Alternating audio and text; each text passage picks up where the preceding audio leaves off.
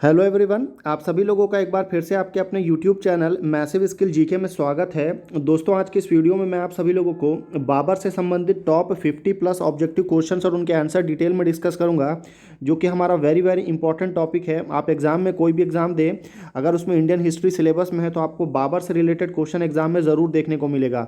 तो इस वीडियो में मैंने बाबर से रिलेटेड जितने भी क्वेश्चन आते हैं एग्जाम में सारे के सारे कवर कर दिया है।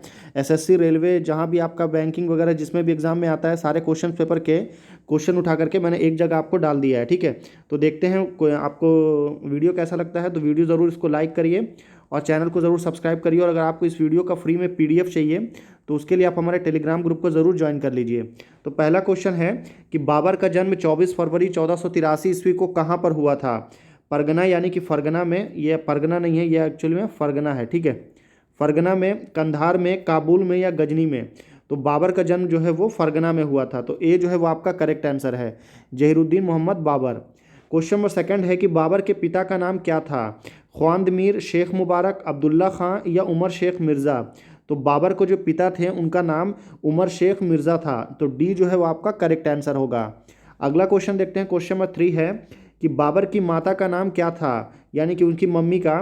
फातिमा सुल्तान आगा, मखद सुल्तान बेगम, मीवेह जान या कुतलुग निगार खानम? तो बाबर की जो माता थी उनका नाम कुतलुग निगार खानम था। तो डी आपका करेक्ट आंसर होगा। अगला क्वेश्चन देखते हैं कि बाबर की 3 पत्नियां थीं, निम्नलिखित में से कौन उसकी पत्नी नहीं थी? गुलरुस, माहम, गुलबदन या दिलबर? तो देखिए, जो गुलबदन बेगम है ये कौन थी? तो ये हुमायूं की भाई और जो आपका बाबर है उसकी पुत्री थी, जो कि गुलबदन बेगम। इसने हुमायूं नामा की रचना की थी। तो काफ़ी इंपॉर्टेंट है, ये भी हिस्ट्री में बहुत इंपॉर्टेंट है। तो सी जो है आपका करेक्ट आंसर होगा। क्वेश्चन नंबर 5 है कि किसने जब 8 जून 1494 ईस्वी को फरगना राज्य का उत्तराधिकार प्राप्त किया तब उसकी उम्र केवल 12 वर्ष की थी? हुमायूं की, अकबर की, जहांगीर की या बाबर की? तो हम इस वीडियो में बाबर से रिलेटेड डिस्कस कर रहे हैं, तो बाबर जो है आपका वो करेक्ट आंसर होगा। डी करेक्ट आंसर है। क्वेश्चन नंबर 6 है कि बाबर ने 1507 ईस्वी में पातशाह की पदवी कहाँ पर धारण की थी? परगना में, काबुल में, दिल्ली में या समरकंद में? तो देखिए, बाबर ने पातशाह की उपाधि ये आपका काबुल में, यहाँ अफगानिस्तान की राजधानी है, यहाँ पर काबुल स्थित है, काबुल में इसने पातशाह की पदवी धारण की थी। अगला क्वेश्चन है, क्वेश्चन नंबर 7 है कि बाबर ने किस विजय के उपरांत पातशाह की उपाधि धारण की थी? खानवा का युद्ध, घाघरा का युद्ध, पानीपत का प्रथम युद्ध या काबुल का विजय? तो पातशाह की उपाधि काबुल में धारण की थी और वो काबुल के विजय के बाद धारण की थी। तो डी आपका करेक्ट आंसर होगा। अगला क्वेश्चन है कि पातशाह नामा का लेखक कौन है? अब्दुल कादिर बदायूनी, निजामुद्दीन अहमद, अबुल फजल या अब्दुल हमीद लाहौरी? तो पातशाह नामा का लेखक अब्दुल हमीद लाहौरी है, जो लाहौर के रहने वाले थे। तो डी जो है वो आपका करेक्ट आंसर होगा। अगला क्वेश्चन देखते हैं कि बाबर ने काबुल में चांदी का सिक्का किस नाम से चलाया था? शाहरुख के नाम से, रुपया के नाम से, टंका के नाम से या दिरहम के नाम से? तो बाबर ने काबुल में जो चांदी के सिक्के चलाए वो कुछ इस तरह के दिखते थे। इन पे अरबी में और तुर्की में लिखा रहता था और इसे शाहरुख कहते थे। तो ए जो है वो आपका करेक्ट आंसर होगा। अगला क्वेश्चन है कि बाबर ने बाबरी नामक चांदी के सिक्के कहाँ पर चलाए थे? कंधार में, काबुल में, सिंध में या आगरा में? तो बाबर ने जो बाबरी नामक सिक्के थे, चांदी के सिक्के बने होते थे कुछ इस तरह, ये कंधार में चलाया था। तो ए जो है वो आपका करेक्ट आंसर होगा। बाबर ने पहली बार पश्चिम से कहाँ होकर भारत में प्रवेश किया? कश्मीर से, सिंध से, पंजाब से या राजस्थान से? तो देखिए, बाबर ने जो पहला युद्ध लड़ा था वो पानीपत का प्रथम युद्ध था और वो हरियाणा में लड़ा गया था, यहाँ पर। ठीक है, और यहाँ पे जो हरियाणा में युद्ध लड़ा गया था और वो जो है बाबर सेंट्रल एशिया से ये पंजाब के रास्ते अंदर आया था, भारत में प्रवेश किया था। तो सी आपका करेक्ट आंसर होगा। ये आपका पंजाब का लैंड है, कुछ इस तरह था पहले पुराना पंजाब। अगला क्वेश्चन देखते हैं। क्वेश्चन नंबर 12 है कि भारत पर आक्रमण हेतु किसने बाबर को निमंत्रण नहीं भेजा था? राणा सांगा, आलम खान, दौलत खान लोधी या शेरशाह सूरी? तो भारत पर आक्रमण करने के लिए बाबर को इन तीनों ने, राणा सांगा, आलम खान और दौलत खान लोधी ने निमंत्रण दिया था, पर शेरशाह सूरी ने निमंत्रण नहीं दिया था। क्योंकि शेरशाह सूरी ये किसके समय में था? तो शेरशाह सूरी ये हुमायूं के शासनकाल के समय था। इसने सूरी वंश की स्थापना की थी, हुमायूं को गद्दी से हटाकर। बाबर ने भारत पर किस वर्ष आक्रमण किया था? 1530 में, 1520 में, 1526 में या 1550 में? तो देखिए, बाबर का जो भारत पर पहला आक्रमण था वो 1519 में था, पर जो सबसे प्रमुख आक्रमण माना जाता है वो 1526 में पानीपत का प्रथम युद्ध माना जाता है। तो सी करेक्ट आंसर होगा। भारत का प्रथम मुगल बादशाह कौन था? शाहजहां, हुमायूं, बाबर या अकबर? तो भारत का प्रथम मुगल बादशाह जिसने मुगल साम्राज्य की नींव रखी थी वो बाबर था। तो सी करेक्ट आंसर होगा। भारत के मुगल शासक बनने पर जहीरुद्दीन मोहम्मद ने अपना नाम क्या रखा? बाबर, हुमायूं, जहांगीर या बहादुर शाह? तो जहीरुद्दीन मोहम्मद ने अपना नाम बाबर रखा था। एग्जाम में क्वेश्चन आता है कि बाबर का ओरिजिनल नाम क्या था, तो उसका ओरिजिनल नेम जो है वो जहीरुद्दीन मोहम्मद था। अगला क्वेश्चन देखते हैं कि दिल्ली में मुगल साम्राज्य की नींव निम्नलिखित में से किस लड़ाई के परिणाम स्वरूप पड़ी थी? पानीपत की तीसरी लड़ाई, पानीपत की दूसरी लड़ाई, हल्दी घाटी का लड़ाई या पानीपत की पहली लड़ाई? देखिए, दिल्ली में जो मुगल साम्राज्य की नींव पड़ी थी वो पानीपत के प्रथम युद्ध के बाद पड़ी थी। ये कब हुआ था? तो ये 1526 ईस्वी में हुआ था। पानीपत की दूसरी लड़ाई कब हुई थी? तो ये 1576 में हुई थी, अकबर और हेमू के बीच में। पानीपत की तीसरी लड़ाई कब हुई थी? तो ये 1761 में हुई थी, किसमें? मराठा और अहमद शाह अब्दाली के बीच में। हल्दी घाटी का युद्ध कब हुआ था? तो ये 1576 ईस्वी में हुआ था, अकबर और महाराणा प्रताप के बीच में। तो ये अन्य युद्ध है जिनके बारे में मैंने आपको बताया। क्वेश्चन नंबर 17 है कि वर्ष 1526 ईस्वी में लड़ी गई पानीपत की पहली लड़ाई में बाबर से कौन पराजित हुआ था? इब्राहिम लोदी, शेरशाह सूरी, मोहम्मद बिन तुगलक या अलाउद्दीन खिलजी? तो 1526 में जो पानीपत की पहली लड़ाई बाबर ने लड़ी थी वो इब्राहिम लोदी के अगेंस्ट लड़ी थी। तो ए जो है वो आपका करेक्ट आंसर होगा। ये लोदी वंश का आखिरी सुल्तान था और दिल्ली सल्तनत का भी इसे आखिरी सुल्तान बोलते हैं, इब्राहिम लोदी को। अभी आपको अगर दिल्ली सल्तनत के बारे में पढ़ना है, दिल्ली सल्तनत के बारे में, तो उससे रिलेटेड डिटेल वीडियो हमारे प्लेलिस्ट में मिल जाएगा, इंडियन हिस्ट्री के प्लेलिस्ट में आप जाकर के देख सकते हैं। 1 घंटे का वीडियो है, आपको पूरा दिल्ली सल्तनत उसमें समझ में आ जाएगा, जिसमें मैंने 5 वंश के बारे में, गुलाम वंश, फिर उसके बाद आपका तुगलक, खिलजी वंश, तुगलक वंश, सैयद वंश और लोदी वंश, इन सारे 5 वंशों के बारे में पूरा डिटेल में डिस्कस किया है, थ्योरी और ऑब्जेक्टिव साथ में। अगला क्वेश्चन देखते हैं कि पानीपत की प्रथम लड़ाई किन 2 सेनाओं के बीच लड़ी गई थी? बाबर तथा लोदी साम्राज्य, ब्रिटिश तथा बाबर, अकबर तथा हेमू या अकबर तथा मेवाड़ के राणा? तो ये बाबर और लोदी साम्राज्य के बीच हुआ था, इब्राहिम लोदी। तो ए जो है वो आपका करेक्ट आंसर होगा। ब्रिटिश और बाबर के बीच में कभी कोई युद्ध नहीं हुआ। अकबर और हेमू के बीच में पानीपत का द्वितीय युद्ध हुआ था और अकबर तथा मेवाड़ के राणा महाराणा प्रताप के बीच में ये हल्दी घाटी का युद्ध हुआ था 1576 में। अगला क्वेश्चन है कि पानीपत के युद्ध में बाबर की जीत का मुख्य कारण क्या था? उसकी घुड़सवार सेना, उसकी सैन्य कुशलता, तुलुगमा प्रथा या अफगानों की आपसी फूट? देखिए, पानीपत का जो युद्ध हुआ था उसमें बाबर के जीतने का सबसे बड़ा रीज़न उसकी सैन्य कुशलता माना जाता है, और तुलुगमा नीति और युद्ध में तोप का उपयोग ये भी एक बहुत बड़ा कारण था, पर सबसे बड़ा कारण उसकी सैन्य कुशलता था। तो बी करेक्ट आंसर होगा। क्वेश्चन नंबर 20 है कि बाबर ने प्रसिद्ध तुलुगमा नीति का प्रयोग सर्वप्रथम किस युद्ध में किया था? पानीपत का प्रथम युद्ध 21 अप्रैल 1526, खानवा का युद्ध 17 मार्च 1527, चंदेरी का युद्ध 29 जनवरी 1528, घाघरा का युद्ध 6 मई 1529। तो देखिए, बाबर ने जो तुलुगमा नीति का प्रयोग किया था वो पानीपत के प्रथम युद्ध में पहली बार किया था। तो ये डेट भी आपको याद रखना है, 21 अप्रैल 1526। अन्य युद्ध का डेट आप याद कर लीजिए, 1526, 1527, 1528 और 1529। तुलुगमा नीति पानीपत का प्रथम युद्ध। अगला क्वेश्चन है कि किस युद्ध के विजय के उपलक्ष्य में बाबर ने काबुल निवासियों को एक एक चांदी के सिक्के दिए और इस उदारता के लिए उसे कलंदर की उपाधि दी गई? खानवा का युद्ध, घाघरा का युद्ध, पानीपत का प्रथम युद्ध या चंदेरी का युद्ध? एग्जाम में क्वेश्चन सीधा सीधा आता है कि बाबर की उदारता के लिए उसे कलंदर की उपाधि किस युद्ध के बाद दी गई? तो वो पानीपत का प्रथम युद्ध को जीतने के बाद दी गई थी। तो सी करेक्ट आंसर होगा। मध्यकालीन भारत में निम्नलिखित में से किसने पहली बार युद्ध में तोपों का इस्तेमाल किया था? बाबर ने, इब्राहिम लोदी ने, शेरशाह सूरी ने या अकबर ने? तो बाबर ने सबसे पहले भारत में तोप का इस्तेमाल किया था। कुछ इस तरह के तोप होते थे जिनका इस्तेमाल बाबर ने किया था, और ये उसके युद्ध में जीतने का सबसे बड़ा कारण था, क्योंकि यहाँ के जो सेना थी उनको तोपों के बारे में बिल्कुल भी जानकारी नहीं थी। अगला क्वेश्चन है कि बाबर के 2 प्रसिद्ध तोपचियों का क्या नाम था? अब्दुल्ला खां उज़्बेक एवं अबुल हसन, उब्दुल्ला खां एवं मंसूर, मुस्तफ़ा एवं उस्ताद अली कुली या अबुल खैर खां एवं ख्वाद मीर? तो देखिए, बाबर के जो 2 प्रसिद्ध तोपची क्या होता है, इन तोपों को चलाने वालों को तोपची बोलते हैं, वो थे मुस्तफ़ा और उस्ताद अली कुली। तो सी जो है आपका वो करेक्ट आंसर होगा। अगला क्वेश्चन देखते हैं कि मध्यकालीन इतिहास में वह पहला कौन सा युद्ध था जो जल एवं थल दोनों पर लड़ा गया। काफ़ी इंपॉर्टेंट क्वेश्चन है और ये एग्जाम में क्वेश्चन बहुत बार आया है, काफ़ी घुमा के क्वेश्चन पूछता है ये। तो कौन सा युद्ध था जो कि जल और थल यानी कि वाटर में भी और लैंड में भी दोनों जगह पर लड़ा गया था? पानीपत का प्रथम युद्ध, खानवा का युद्ध, चंदेरी का युद्ध या घाघरा का युद्ध? तो वो जो युद्ध था वो घाघरा का युद्ध था। घाघरा का युद्ध में जल एवं थल दोनों पर लड़ा गया था। खानवा का युद्ध 17 मार्च 1527 ईस्वी में बाबर द्वारा पराजित किया जाने वाला राजपूत राजा कौन था? राणा सांगा, रुद्रदेव, उदय सिंह या राणा प्रताप सिंह? तो खानवा के युद्ध में बाबर ने किसको परास्त किया था? तो राणा सांगा को। तो ये जो है वो आपका करेक्ट आंसर है। ये कौन है? तो ये राणा सांगा है। अगला क्वेश्चन देखते हैं कि किस युद्ध में बाबर ने जिहाद यानी कि धर्म युद्ध का नारा दिया था? ये भी काफ़ी इंपॉर्टेंट है, इसको याद रखिएगा। खानवा का युद्ध, घाघरा का युद्ध, पानीपत का प्रथम युद्ध या चंदेरी का युद्ध?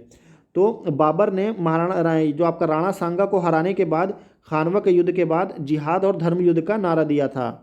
अगला क्वेश्चन है कि किस युद्ध में विजय के उपरांत बाबर ने गाजी की उपाधि धारण की थी? खानवा का युद्ध, घाघरा का युद्ध, पानीपत का प्रथम युद्ध या चंदेरी का युद्ध? देखिए ये क्वेश्चन इस तरह के आते हैं, गाजी की उपाधि, कलंदर की उपाधि, इस तरह से जो अलग अलग क्वेश्चंस आते हैं वो कौन से युद्ध के बाद हुआ था? तो गाजी की उपाधि उसे खानवा के युद्ध के बाद मिली थी। तो ए करेक्ट आंसर होता है।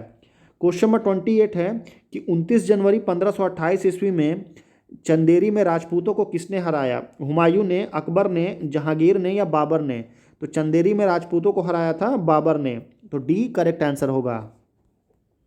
इनमें से किसने बाबर को 1502 ईस्वी में सर-ए पुल के युद्ध में पराजित किया था? शैबानी खां, अब्दुल्ला खां उजबेग, उबैदुल्ला खां या जानी बेग? देखिए अभी बाबर के ऊपर में हॉटस्टार पर एक टीवी सीरीज भी आई है द एम्पायर के नाम से। किस नाम से? The empire. अगर आप उस सीरीज़ को देखेंगे तो आपको मुगल हिस्ट्री का जो बेसिक इनिशियल है वो आपको काफ़ी क्लियर हो जाएगा। तो बाबर को किसने हराया था 1502 में? तो शैबानी खां ने हराया था। तो ए करेक्ट आंसर है। अगला क्वेश्चन है कि मध्य एशिया के किस शासक ने बाबर के विरुद्ध उजबेगों की युद्ध नीति तुलुगमा पद्धति का प्रयोग किया था? शैबानी खां, अब्दुल्ला खां उजबेग, अब उबैदुल्ला खां या जानी बेग? तो सबसे पहले जो तुलुगमा नीति यानी कि तुलुगमा युद्ध पद्धति जो कि उज्बेकिस्तान की थी, उस पर सबसे पहले बाबर पर प्रयोग किसने किया था? शैबानी खां ने। और फिर इसी युद्ध पद्धति को बाबर ने भारत में पानीपत के प्रथम युद्ध में यूज़ किया था। तो ए जो है वो करेक्ट आंसर होगा। अगला क्वेश्चन है कि निम्नलिखित राजाओं में से किसने सैनिक संगठनों में श्रेणी प्रणाली का प्रचलन किया जिसमें छोटी टुकड़ी में 50 सैनिक होते थे? हुमायूं, बाबर, शेरशाह या इस्लाम शाह? तो वो शासक बाबर था। तो बी करेक्ट आंसर होगा। मुगल काल की राजभाषा कौन सी थी? उर्दू, हिंदी, अरबी या फारसी? तो जो मुगल काल की जो राजभाषा थी वो क्या थी? तो वो फारसी, जिसको हिंदी इंग्लिश में क्या बोलते हैं? पर्शियन बोलते हैं। तो डी करेक्ट आंसर होगा।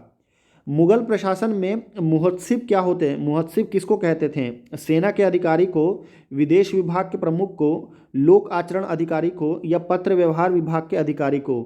तो मुहत्सिब जो है मुगल प्रशासन में वो लोक आचरण अधिकारी को कहते हैं। तो सी जो है वो आपका करेक्ट आंसर होता है, इनको मुहत्सिब बोलते थे। अगला क्वेश्चन है कि मुगल प्रशासन में मददे माश इंगित क्या करता है? मददे माश का मतलब क्या है? चुंगी कर, विद्वानों को दी जाने वाली राजस्व मुक्त अन्न मुक्त भूमि या सैन्य अधिकारियों को दी जाने वाली पेंशन या बुवाई कर? तो मददे माश का मतलब होता है कि जो विद्वान होते थे उनको राजस्व मुक्त भूमि प्रदान किया जाता था, उसे मददे माश बोलते हैं। अगला क्वेश्चन है कि मुगल प्रशासन में जिले को किस नाम से जाना जाता था? आहार, दस्तूर, सूबा या सरकार? तो मुगल प्रशासन में जिले यानी कि डिस्ट्रिक्ट्स को क्या कहते थे? जैसे कि आपका ये उत्तर प्रदेश है, ये अलग अलग जिले हो गए आपके, इतने छोटे बड़े। उत्तर प्रदेश भी अलग अलग डिस्ट्रिक्ट्स में बटा हुआ है। तो उसी तरह से मुगल प्रशासन भी बहुत सारे जिले में फैला हुआ था, तो उन जिले को सरकार कहते थे। तो डी आपका करेक्ट आंसर होगा। किसने ऐसे बाग बगीचे जिसमें बहता हुआ पानी हो के निर्माण की परंपरा की शुरुआत की थी? बाबर ने, शेरशाह ने, अकबर ने या शाहजहां ने? तो ये काफ़ी इंपॉर्टेंट क्वेश्चन है, रेलवे में ये क्वेश्चन बहुत बार रिपीट हुआ है। तो ये राजा जो था वो बाबर था।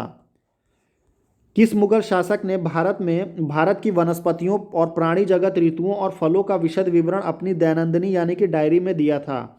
अकबर ने, जहांगीर ने, बाबर ने या औरंगजेब ने? तो वनस्पतियों, प्राणी जगत, ऋतुओं और फलों को काफ़ी शौक था और वो था बाबर। तो सी करेक्ट आंसर होगा। किस मुगल शासक को कि उपवनों यानी कि उद्यानों में अत्यंत अभिरुचि के कारण उपवनों का राजकुमार या मालियों का मुकुट कहा जाता है? ठीक है, बाबर को, अकबर को, औरंगजेब को या शाहजहां को। एग्जाम में डायरेक्ट क्वेश्चन आता है कि उपवनों का राजकुमार या मालियों का मुकुट किसे कहा जाता है, तो वो बाबर को कहा जाता है। भूमि मापने के लिए गजे बाबरी मामक का प्रयोग किसने किया था? बाबर ने, शेरशाह सूरी ने, अकबर ने या हुमायूं ने? तो गजे बाबरी जो है वो बाबर की एक सैंपल था जिसके थ्रू आप भूमि को माप सकते थे। अगला क्वेश्चन है, क्वेश्चन नंबर 40 है कि मसनवी जो बाबर द्वारा मुस्लिम कानून के नियमों का संग्रह है वो क्या है? मुबाइन है, दीवान है, प्रोसाडी पर तुर्की संग्रह है या बाबरनामा है?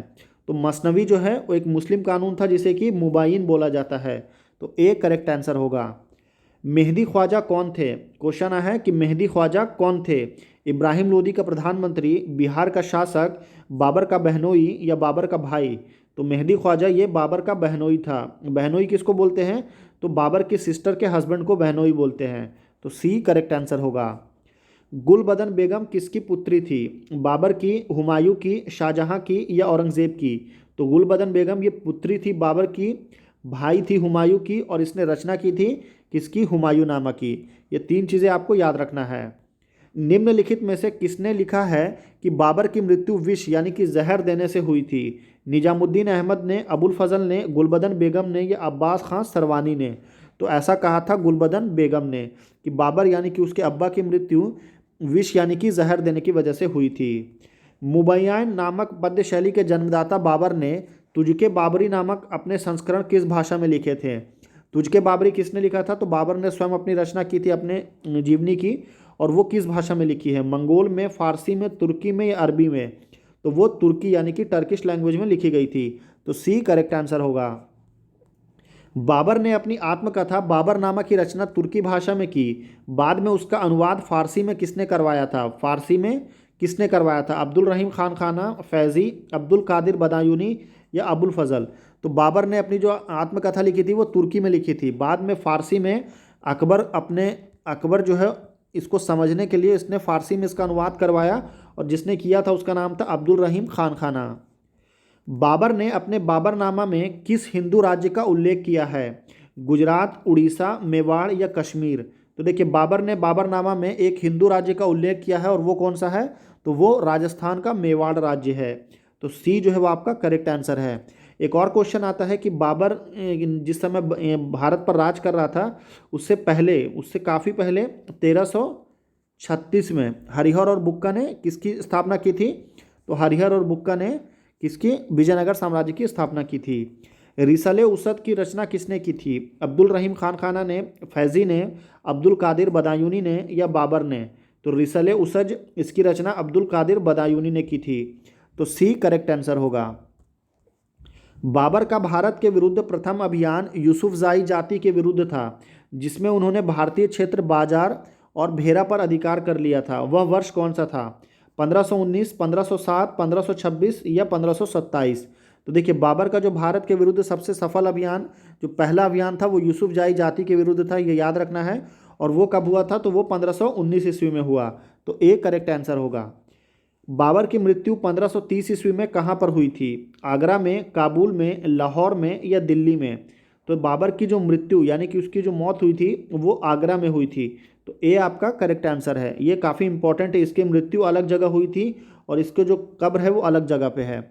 अगला क्वेश्चन है कि प्रारंभ में बाबर के शव को आगरा के आराम बाग में दफनाया गया, बाद में उसे कहाँ दफनाया गया? काबुल में, लाहौर में, फतेहपुर सिकरी में या पानीपत में? तो सबसे पहले उसे आगरा के आराम बाग में दफनाया गया, बाद में उसे कहाँ पर? उसे काबुल ले जाया गया और वहाँ पर उसे दफनाया गया, क्योंकि बाबर की इच्छा थी कि उसके शव को काबुल में दफनाया जाए। अगला क्वेश्चन देखते हैं कि किस मुगल शासक का मकबरा भारत में नहीं है? जहांगीर, औरंगजेब, हुमायूं या बाबर? तो देखिए इन चारों में जो है, देखिए आपका औरंगजेब का कहाँ पे है? तो औरंगाबाद में है, हुमायूं का दिल्ली में है, और बाबर का जो है वो भारत में नहीं है। वो कहाँ पर है? तो मैंने अभी आपको बताया वो आपका काबुल में है। अगला क्वेश्चन है कि बाबर का मकबरा कहाँ पर स्थित है? काबुल, लाहौर, दिल्ली या अयोध्या? तो ये आपका अफगानिस्तान की राजधानी काबुल, तो ए जो है आपका करेक्ट आंसर होगा। लास्ट क्वेश्चन है कि निम्न में से किस मुगल सम्राटों ने स्वयं अपनी आत्मकथा लिखी थी? शाह आलम और फर्रुख हसियर, बाबर और जहांगीर, जहांगीर और शाहजहां, अकबर और औरंगजेब। तो कौन सा मुगल सम्राट था जिसने अपनी आत्मकथा स्वयं लिखी? तो वो था बाबर और जहांगीर। तो बी आपका करेक्ट आंसर होगा। हमारा क्वेश्चन 50+ क्वेश्चन की मैंने आपसे प्रॉमिस किया था, ये कंप्लीट हो चुका है। और अगर आपको इस वीडियो का फ्री में पीडीएफ चाहिए तो उसके लिए आप हमारे टेलीग्राम ग्रुप को ज़रूर ज्वाइन करिए, लिंक इसी वीडियो के डिस्क्रिप्शन बॉक्स में मिल जाएगा। और वीडियो कैसा लगा ये भी आप हमें नीचे लाइक करके, शेयर करके, कमेंट करके ज़रूर बताइए। फिर आपसे मिलते हैं अगले वीडियो में, तब तक के लिए दीजिए इजाज़त। धन्यवाद।